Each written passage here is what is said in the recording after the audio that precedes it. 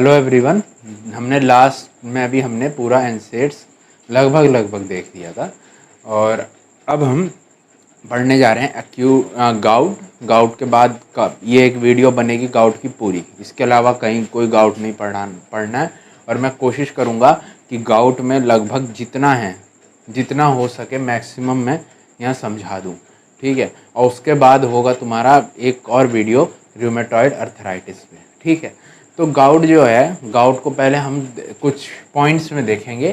पहले गाउट का देखेंगे गाउट होता क्यों है, उसके बाद देखेंगे गाउट के ट्रीटमेंट में क्या होता है और ट्रीटमेंट में मतलब अक्यूट में क्या होता है और क्रॉनिक में क्या होता है, ठीक है। तो पहले हेडिंग ही लिख देते हैं वरना क्या ही हवा में बात करूँगा। गाउट,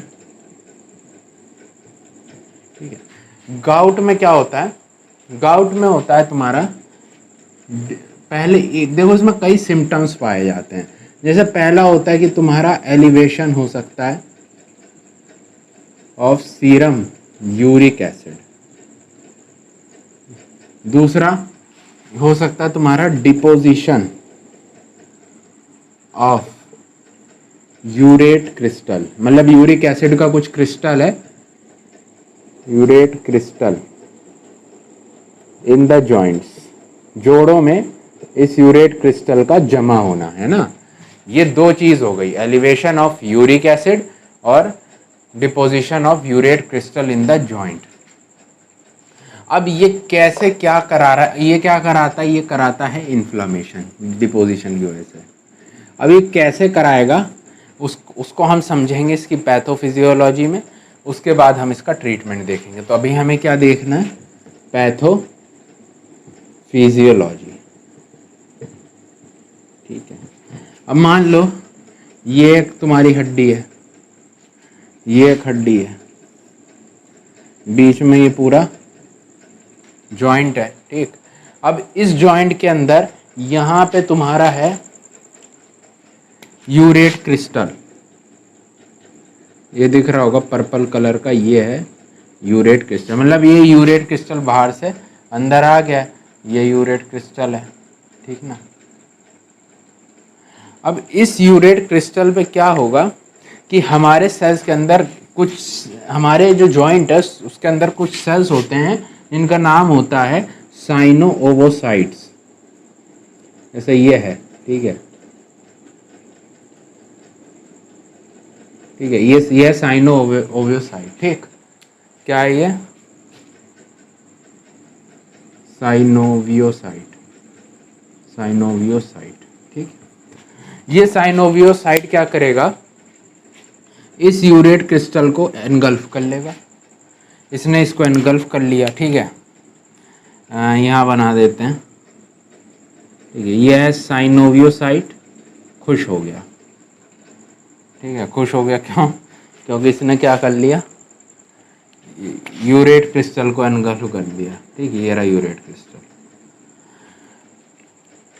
अब ये जो यूरेट क्रिस्टल है एनगल्फ करने के बाद क्या करेगा कि ये क्या करेगा, यहाँ से प्रोड्यूस करवाएगा तुम्हारे वो प्रोड्यूस करवाएगा इन्फ्लेमेटरी मीडिएटर। क्या क्या, जैसे इंटरल्यूकिन्स, प्रोस्टाग्लैंडिन्स, ठीक है, ये सब निकलवाएगा इन्फ्लेमेटरी मीडिएटर।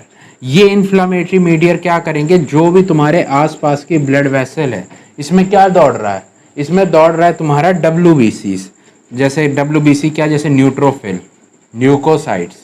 तो ये इन्फ्लेमेटरी मीडिएटर इसको अट्रैक्ट करेंगे, कहेंगे आओ इस जॉइंट में कुछ फॉरेन एजेंट हैं, यूरेट क्रिस्टल हैं, इकट्ठा हो गया, आओ तुम हेल्प करो। तो ये अंदर आते हैं, इससे अट्रैक्ट होकर अंदर आए। अब मान लो यहाँ से मैक्रोफेज अंदर आया, ये मान लो मैक्रोफेज, इससे बनाता हूँ, ये है मान लो मैक्रोफेज,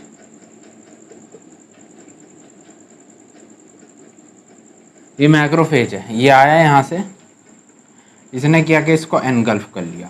फिर ये फर्दर निकालेगा और टाइप के इंटरल्यूकिन और प्रोस्टाग्लैंडिन, फिर ये और सेल्स को अंदर लाएंगे और ये सब तरीके से क्या होगा, यहाँ पे इस पूरे जॉइंट में क्या होने लगेगा, इन्फ्लामेशन। क्यों, क्योंकि सारे ये सेल्स अंदर जाएंगे और इंटरल्यूकिन कराएंगे, उसकी वजह से क्या होगा, अंदर और इन्फ्लामेशन होगा। तो ये सारी प्रोसेस किसको राइज करेगी, तुम्हारे इसमें इन्फ्लामेशन। और ये इन्फ्लामेशन होके तुम्हें क्या लीड कराएगा, गाउटी अर्थराइटिस। ठीक है, ये एक सिंपल एक्सप्लेनेशन था, मतलब हो क्या रहा है इसमें। साइनोवियोसाइट मीडिएटर निकाला, अट्रैक्ट किया उसने मैक्रोफेजेस को, उसने यूरेट क्रिस्टल खाए, वो फिर निकालेगा और को अट्रैक्ट करेगा और सेल्स को, और ये सेल्स सारे क्या करेंगे, इन्फ्लामेशन को कॉज करेंगे जॉइंट में। ये है तुम्हारा एक short brief explanation gouty arthritis का। ठीक है ना। इन्फ्लामेशन देखो, अगर इसको समझना है इसके लिए ना अलग ही पूरी मैकेनिज्म होती कि कौन सा इंटरल्यूकिन क्या कराता है, कैसे कराता है, वो सब तुम्हारे कोर्स में नहीं है। तो इसलिए मैं जितना हो सके उतना शॉर्ट में समझाने की यहाँ कोशिश कर रहा हूँ। मुझे पता है इतना अच्छा ही एक्सप्लेनेशन नहीं है, लेकिन उतना है ही नहीं कोर्स में, तो कैसे बता दूँ मैं तुमको, और बताने चलूँगा तो घंटा भर इसी में लग जाएगा। खैर, एक आइडिया लग गया होगा कि इन्फ्लामेशन कैसे हो रहा है। अब इसके बाद ना इसका ट्रीटमेंट देखते हैं।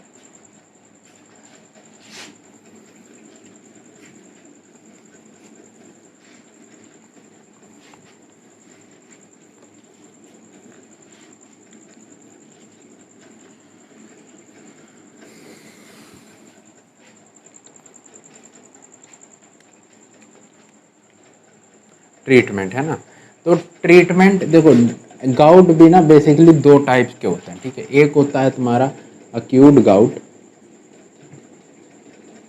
एक होता है तुम्हारा क्रॉनिक गाउट।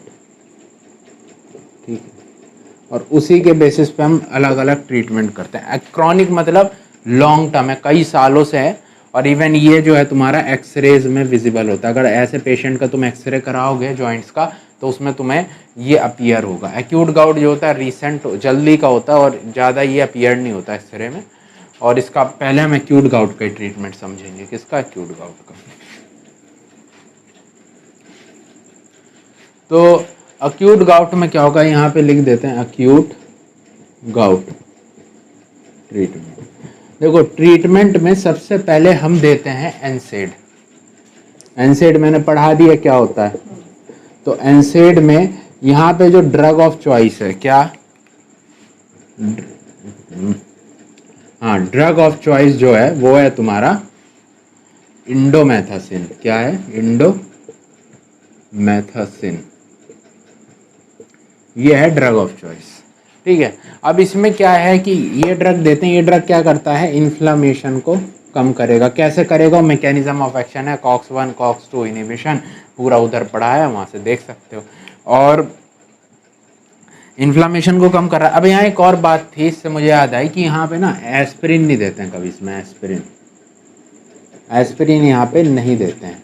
इसकी वजह यह है कि एस्पिरिन जो है तुम्हारा जो रीनल ट्यूब्यूल होता है, जैसे तुमने पढ़ा हो, जैसे ग्लोमेरुलस होता है, फिर ये ट्यूब्यूल होते हैं, है ना, फिर ये कलेक्टिंग डक्ट होती है। तो ट्यूब्यूल में क्या होता है ना कि रिटेन, जैसे क्या होता है कि नॉर्मली जो इसके सेल होते हैं ट्यूब्यूल के, ये सेल्स ये क्या करते हैं, यहाँ यूरिक एसिड को एक्सक्रीट करवाते हैं। लेकिन जैसे तुम एस्पिरिन दोगे तो लो डोज की एस्पिरिन, जो एस्पिरिन लो डोज में होगा वो क्या करेगा, इस यूरिक एसिड के एक्सक्रीशन को कम कर देगा। तो सारा यूरिक एसिड कहाँ इकट्ठा हो जाएगा, इस सेल में हो जाएगा। अब सेल से कहाँ पे जाएगा, ब्लड वेसल से। ब्लड वेसल से पूरे ब्लड में यूरिक एसिड घूमेगा, तो यूरिक एसिड की वैल्यू क्या हो गई, बढ़ गई। तो इसलिए एस्पिरिन जो है कॉन्ट्राइंडिकेटेड होता है एनसेड in case of acute gout. पहले तो यही देंगे मरीज को, नहीं काम किया यानी मरीज इस पर रिस्पॉन्ड नहीं किया, नॉट रिस्पॉन्डिंग, तब हम देते हैं स्टेरॉइड, प्रेडनिसोन जैसे। अब स्टेरॉइड में भी तरीके हैं। मान लो तुम एक या दो जॉइंट का इन्फ्लामेशन है, तो उस केस में हम दे देते हैं, एक आता है करके ट्राइएमसिनोलोन,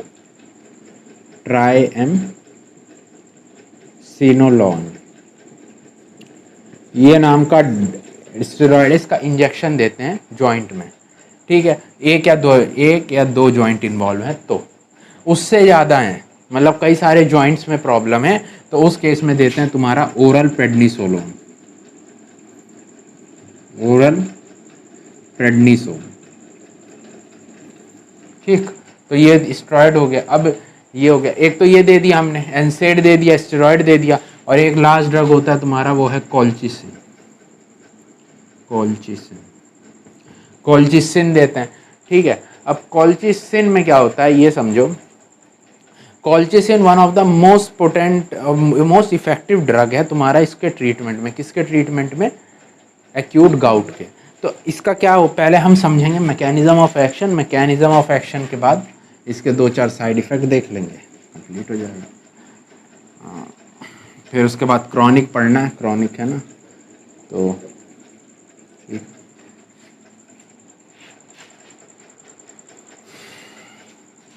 क्या पढ़ा था? कॉल्चिसिन। कॉल्चिसिन में मैकेनिज्म ऑफ एक्शन जो है इसका वो क्या है? तो वो ये है कि ये क्या करता है, तुम्हारे ट्यूबुलिन प्रोटीन फॉर्मेशन को इनहिबिट करता है। ट्यूबुलिन प्रोटीन, इससे क्या होगा ये सब? ट्यूबुलिन प्रोटीन बनाता है तुम्हारे माइक्रोट्यूब्यूल्स को, माइक्रोट्यूब्यूल।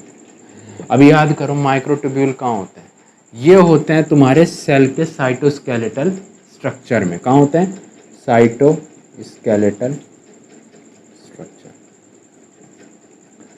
यानी कि स्ट्रक्चर ठीक से नहीं बनेगा, और ये ऑल्सो रिस्पॉन्सिबल होते हैं।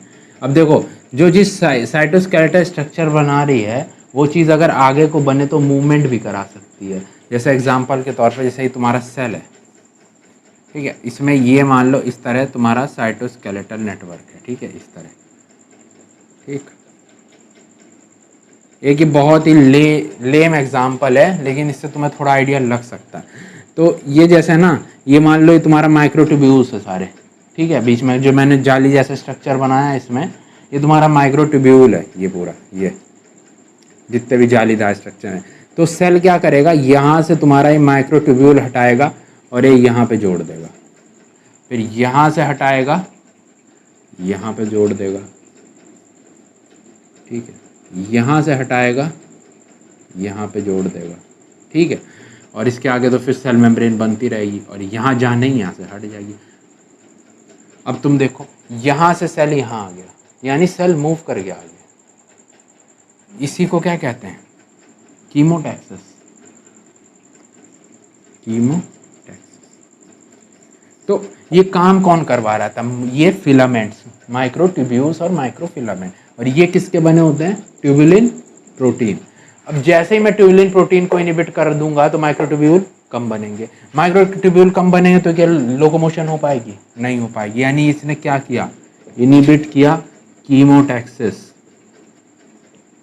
ऑफ न्यूट्रोफिल्स और ल्यूकोसाइट्स, ठीक है ना। एक तो ये कंसेप्ट हो गया इसका, कॉल्चिसिन का। और क्या कर सकता है? और तुम्हारा कर सकता है एक चीज़ है, जैसे ल्यूकोट्राइन मैंने बताया था, LTB4, देखना अगर नहीं देखा तो। LTB4 को कम करेगा। LTB4 क्या कर रहा था? ल्यूकोट्राइन B4, ये कीमोटैक्टिक एजेंट है। अब सोचो अगर इसको कम कर देगा तो ये कम निकलेगा। जब ये कम निकलेगा तो उससे क्या ल्यूकोसाइट मैक्रोफेजेस अच्छे से अट्रैक्ट हो पाएंगे? नहीं हो पाएंगे। जब नहीं हो पाएंगे तो क्या जॉइंट्स में आ पाएंगे? नहीं आ पाएंगे। और जब नहीं आ पाएंगे तो इन्फ्लेमेशन भी कम हो जाएगा, ठीक है। LTB4 कम कर लिया। और क्या कर सकते हैं? इंटरल्यूकिन 1, इसका भी प्रोडक्शन कम करता है। इंटरल्यूकिन 1 जो होता है तुम्हारा, ये इन्फ्लेमेशन का बहुत इंपॉर्टेंट रोल प्ले करता है इन्फ्लेमेशन में। अब ये क्या है, क्यों है, तुम्हारे सिलेबस में शायद, इसमें फार्मा में तो नहीं है, अगर तुम्हें जानना हो तो मैं अलग वीडियो बना सकता हूँ। और इसको कम करवा दिया, LTB4 करा दिया। और भी कर सकता है, जैसे एक चीज़ होती है लिम्फोसाइट प्रोलिफरेशन, लिम्फोसाइट प्रोलिफरेशन, इसको भी इनहिबिट करता है, ठीक है। तो ये पूरा इसका है mechanism of action, tubulin protein inhibition, LTB4, ये लिम्फोसाइट प्रोलिफरेशन। तो ये पूरा है अच्छे से, ये पूरा मैकेनिज्म हो गया, ठीक है, ये पूरा मैंने बता दिया। अब इसके बाद इसका हम यूज़ देखते हैं क्या है। यूज़ के बाद देखेंगे साइड इफ़ेक्ट, और उसके बाद ये कॉल्चिसिन खत्म।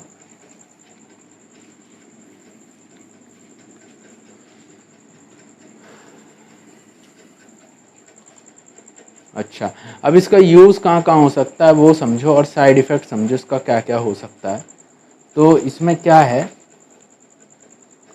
कि पहले तो देखो नाम ही क्या है, कहाँ पे पढ़ रहे हैं इसको, एक्यूट गाउट के अंदर। तो पहला यूज़ क्या हो गया इसका?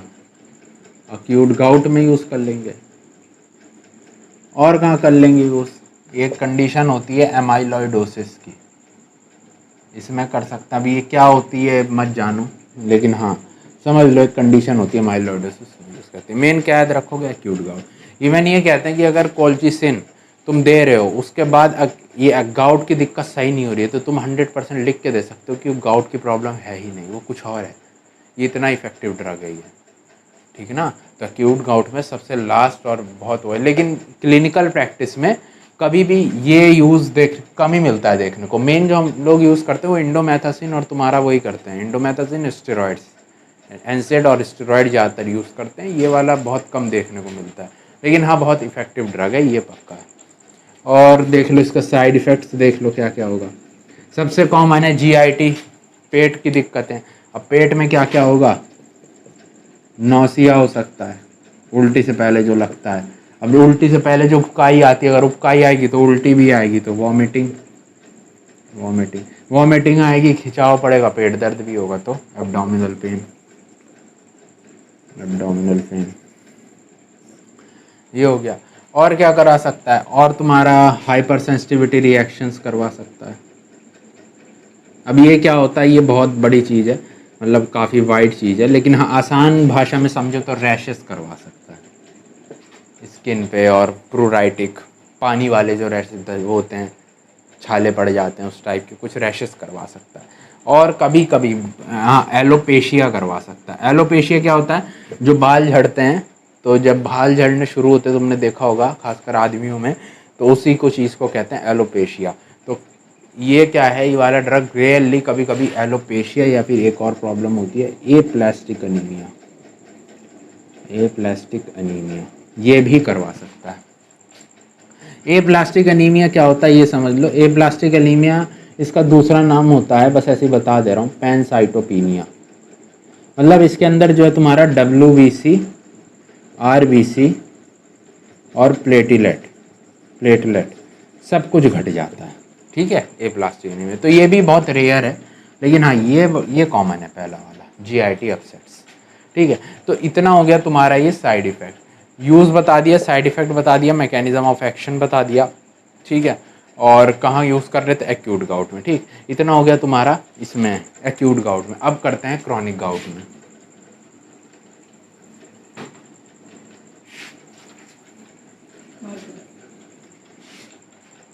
मार्कर, हाँ इंक भर दो।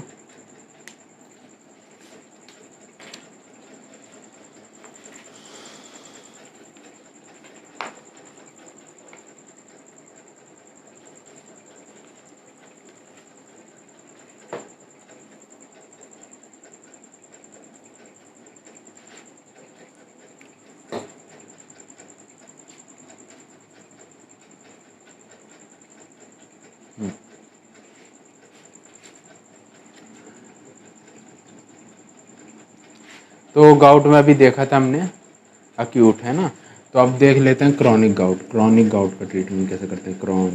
क्रॉनिक मतलब बहुत टाइम से है और स्लोली जॉइंट्स में इफेक्ट कर रहा है कई साल के ड्यूरेशन में, यानी इसमें पहले यूरिक एसिड लेवल जो है बढ़ा हुआ है, ठीक है। क्रॉनिक गाउट यहाँ लिख देता हूँ बीच में, क्रॉनिक गाउट यानी बहुत साल से यूरिक एसिड बढ़ा।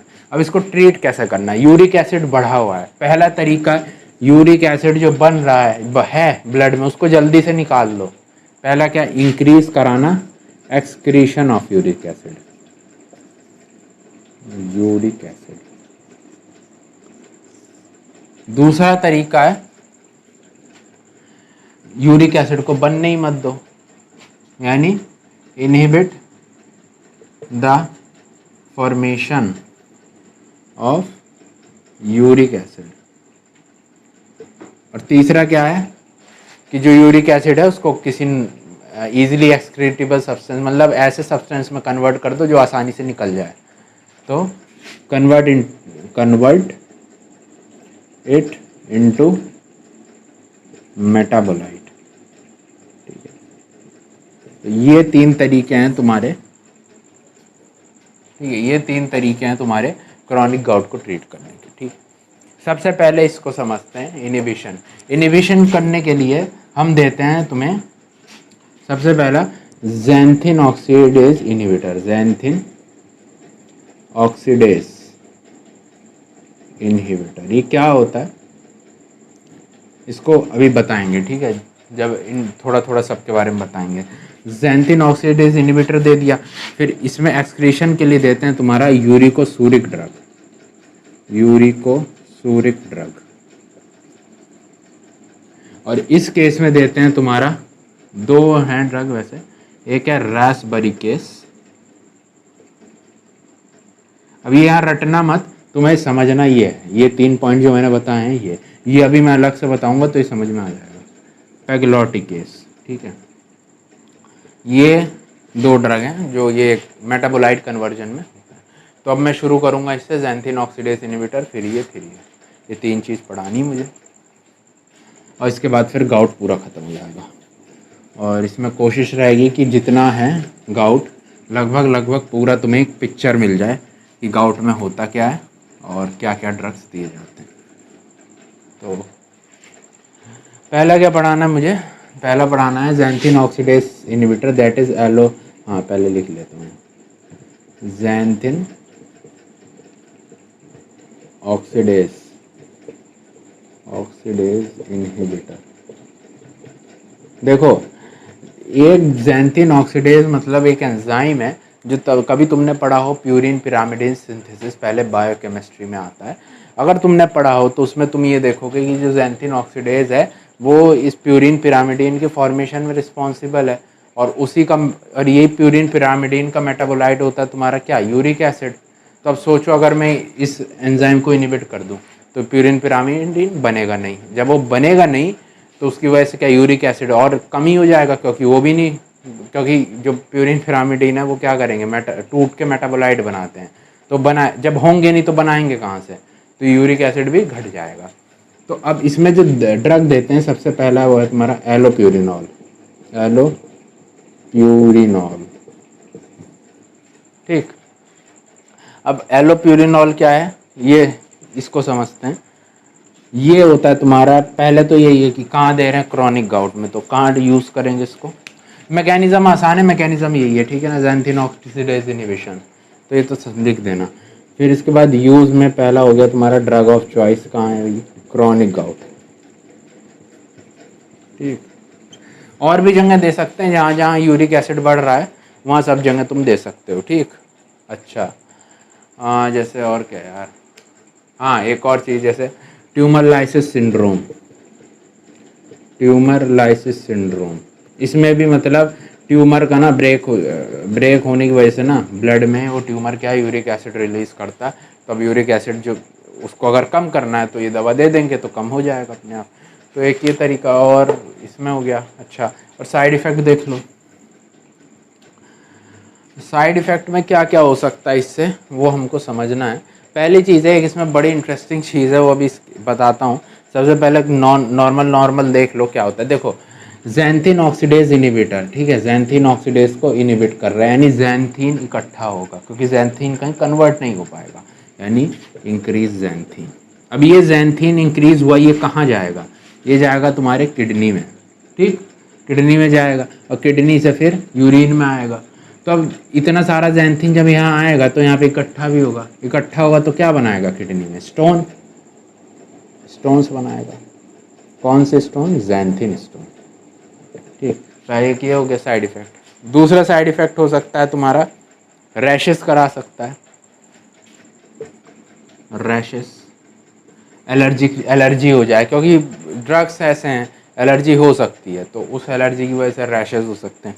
और क्या हो सकता है, हाँ एक और है, ये इंपॉर्टेंट है। ये क्या है ना, कभी कभी ये ड्रग जब हम देते हैं तो ये पैराडॉक्सिकली क्या है, एक्यूट गाउट करा देता है, एक्यूट गाउट, ठीक है। अब ये कैसे, मतलब दे रहे हैं गाउट के लिए, करा भी रहा है गाउट। इसे क्या होता है कि जैसे किसी के क्रॉनिक गाउट है तो कभी उसके लाइफ में, मतलब आसपास रिसेंटली अगर एक्यूट गाउट हुआ है, ठीक है ना, तो उस कंडीशन में क्या है, जैसे ही आप एलोप्यूरिनॉल दोगे, एलोप्यूरिनॉल सिंथेसिस को तो इनहिबिट कर देगा, लेकिन जो तुम्हारा उससे क्या होगा कि ब्लड में जैसे ही, जैसे ये ब्लड वेसल है, ब्लड वेसल में जैसे यूरिक एसिड घटेगा, बॉडी सेंस करेगी कि यूरिक एसिड की कमी है, तो क्या करेगी, जितने भी आसपास स्टोर हैं यूरिक एसिड के, आसपास कहीं भी जो स्टोर होंगे यूरिक एसिड के, वहाँ से क्या है सारा यूरिक एसिड जो है यहाँ पे रिलीज करवा देगी ब्लड में। फिर जो इतना सारा यूरिक एसिड है ये फिर अलग अलग जॉइंट्स में जाके एक्यूमुलेट होगा और करा देगा एक्यूट गाउट। ठीक है, ये इस वजह से ये एक्यूट गाउट होता है।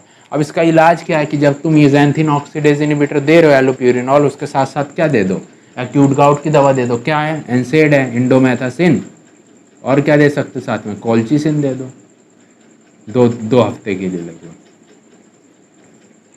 तो उससे ट्रीट हो जाएगा एक्यूट गाउट। ठीक, और क्या कर सकते हैं, और क्या हो सकता है इसमें, कैटरैक्ट करवा सकता है। ठीक है, इतना बहुत है। ये mechanism, use, side effect allopurinol का, एक्यूट गाउट बता दिया, बहुत है इतना।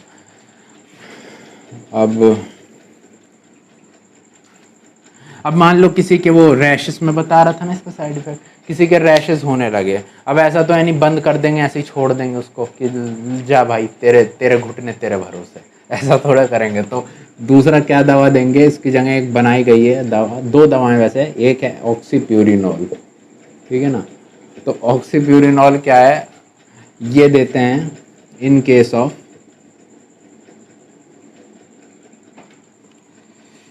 ऑफ हाइपर सेंसिटिविटी या फिर एलर्जी, इसी को एलर्जी कह सकते हैं, एलर्जी टू एलोप्यूरिनॉल। ठीक, ये वैसे काफ़ी ऑर्फन ड्रग भी कहते हैं इसको, बहुत रेयरली बनती है, मिलती भी बहुत रेयरली है। तो इसकी जगह एक तीसरी ड्रग है, ये दी जाती है जिसका नाम है फेब्यूक्सोस्टैट।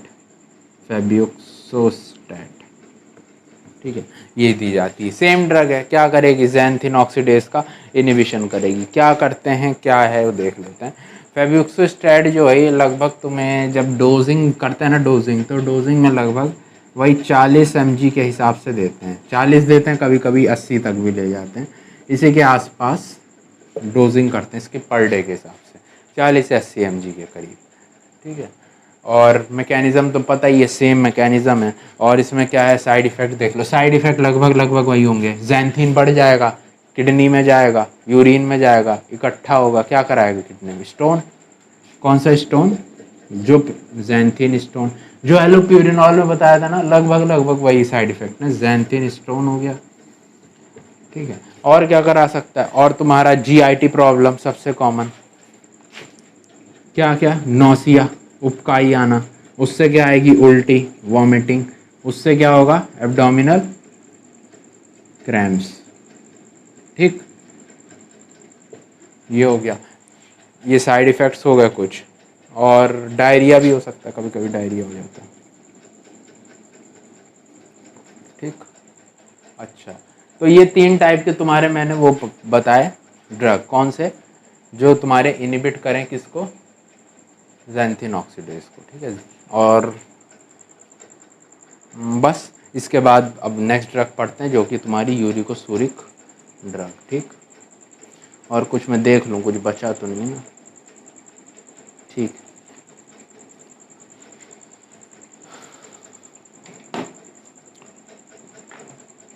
रेड पेन की है क्या, रेड की नहीं,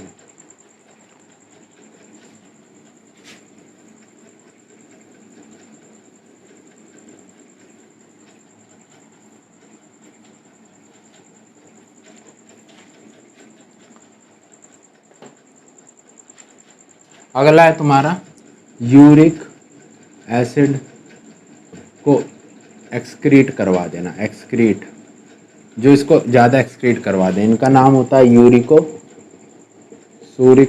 ड्रग। ठीक है, इनके ये क्या कराते हैं, इनका मैकेनिज्म ही यही है, इंक्रीज करा देंगे यूरिक एसिड के एक्सक्रीशन को। कैसे कराएंगे वो समझो। जैसे तुम्हारा यही बताया, जैसे ये तुम्हारा क्या है, ये ग्लोमेरुलस है, ये PCT है, लूप ऑफ हेनले है, DCT है, और फिर उसके बाद ये कलेक्टिंग ट्यूब्यूल है। तो यहाँ पे क्या करेंगे, जो ये ट्यूबुलर सेल है, तो नॉर्मल केस में क्या होता है कि यहाँ से यूरिक एसिड ऐसे एक्सक्रीट होता है। ठीक, इसमें ट्यूब्यूल से फिर जाएगा ट्यूब्यूल में, नहीं सॉरी, ये पीसीटी डीसीटी यहाँ पे, इससे जाएगा कलेक्टिंग ट्यूब्यूल, यहाँ से यूरिन में निकल जाता है नॉर्मली। अब जैसे ही क्या होगा कि ये दिया तुमने क्या नाम, यूरिकोसूरिक एसिड, ये क्या कराएगा कि यहाँ पे जो भी यूरिक एसिड है थोड़ा बहुत भी जो एब्जॉर्ब हो रहा है उसको इनिबिट कर देगा। अब जैसे ही इनिबिट कर देगा तो थोड़ा सा भी अगर यूरिक एसिड एब्जॉर्ब नहीं होगा तो सारा का सारा किस में जाएगा, इसमें, और वो यूरिन में आएगा। तो इससे क्या है, एक्सक्रीशन बढ़ जाता है।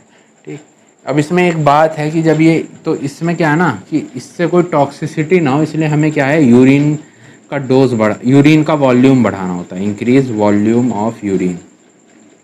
तो उसके लिए हम क्या कहेंगे मरीज को कि आप पानी पियो तुम ज़्यादा, ताकि यूरिन का वॉल्यूम बढ़ जाए।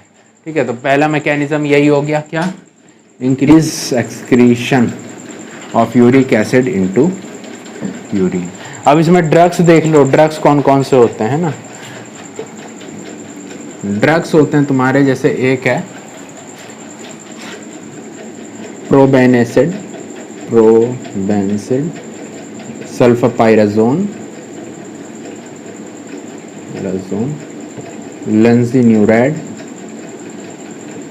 लोजार्टन। देखो कुछ याद ही रहे ना रहे, ये दोनों याद होना चाहिए, प्रोबेनेसिड और सल्फापाइराजोन। ठीक है, कुछ याद ना रहे ना रहे, ये दोनों होना चाहिए, बहुत कॉमन है, बहुत देखा जाता है। ठीक है, बाकी होते हैं, ये देख लो एक बार, ये हो गया, ये हो गया। एक और होता है, ये आप ना उसमें दे सकते हो, रीनल टॉक्सिसिटी या रीनल प्रॉब्लम्स है उस केस में आप दे सकते हो। कौन सा है, बेंजब्रोमेन, क्या है, बेंजब्रोमेन।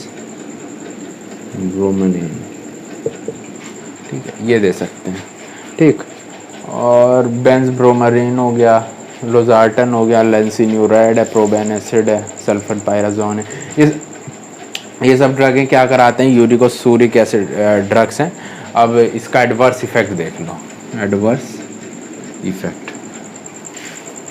ठीक है, सबसे पहला जीआई इफेक्ट, जीआई। तो जीआई में क्या होगा, इरिटेशन, नौसिया, वॉमिटिंग, डायरिया, यही होता है। ठीक है, इरिटेशन, नौसिया, वॉमिटिंग। ठीक है, ये सब होगा। अब इसके बाद ये हो गया, इसके बाद तुम्हारा क्या होगा, और कभी कभी किसी किसी केस में क्या करा सकता है, नेफ्रोटिक सिंड्रोम, मतलब किडनी का डैमेज और उसकी वजह से यूरिन में प्रोटीन का ज़्यादा आना। और लास्ट तुम्हारा करा सकता है कभी कभी, rarely, aplastic anaemia.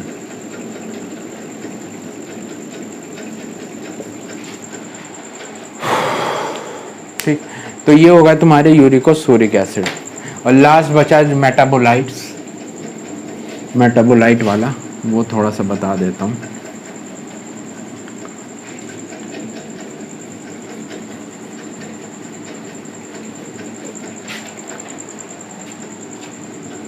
यूरिकेस analogue, यूरिकेस analogues.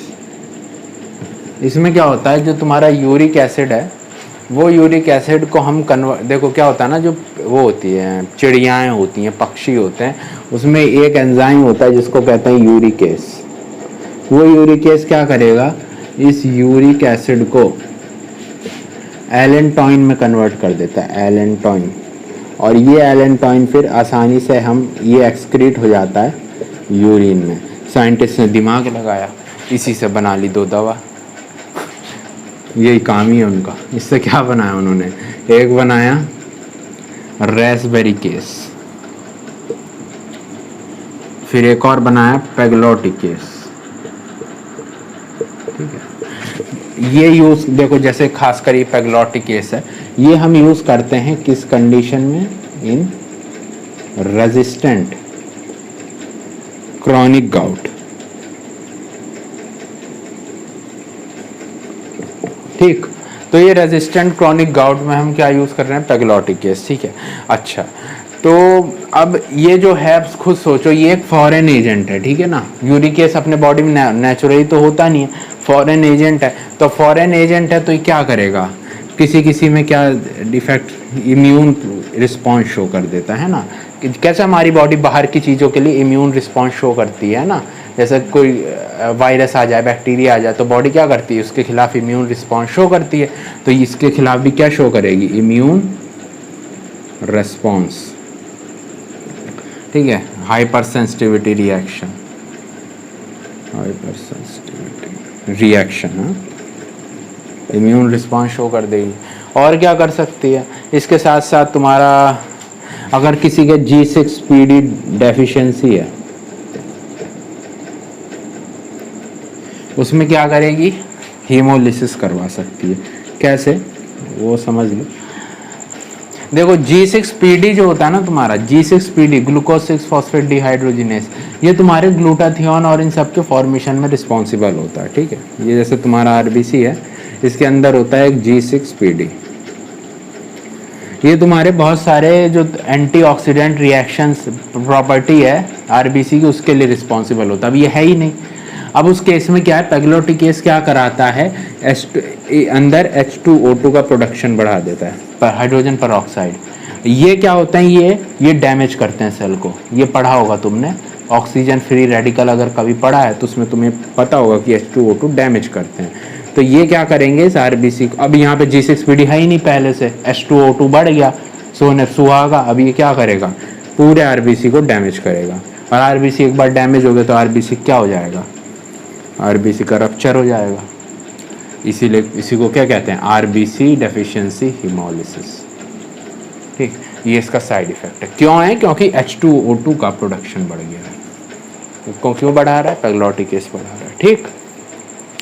अच्छा, ये इसके कुछ साइड इफेक्ट हो गए। और इसके बाद पेट के वही है, नौसिया, वॉमिटिंग और डायरिया, ठीक है। तो लगभग ये तुम्हारा कंप्लीट हो गया पूरा गाउट। तो मैंने कोशिश की है कि लगभग जितना मतलब इम्पॉर्टेंट है या जितना मतलब मेन है वो मैं तुम्हें बता दूं। इसके बाद तुम्हें अगर साइड इफ़ेक्ट देखना है तो थोड़ा बुक से देख लेना और बाकी तुम्हारा क्लियर हो जाएगा। तो ये हो गया तुम्हारा पूरा gout. Thank you very much.